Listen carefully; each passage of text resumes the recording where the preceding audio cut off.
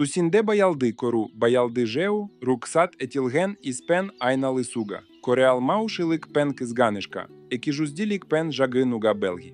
Егер анши тусінде баялды жеп жатканын корсе, бул онын аншилик исинин сытти журиб жатканын билдиреди. Маусымында баялды кору, аздаган кайгымен биргеризикка, ал маусымынанты скору унатылмайтын жаны жагымсыз нюрселерге белги.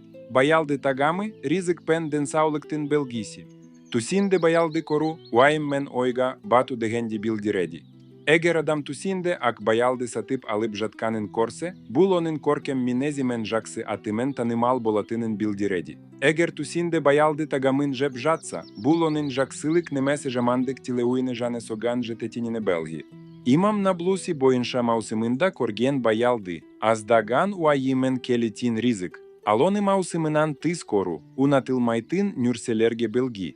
Тусінде баялды жеу, руксат етілген іспен айналы суга, созбен жагынуга, кореал маушылык пен екіжузділікке білгі. Егер аншы тусінде баялды корсе, бұл онын олжасына куанатынын білдіреди.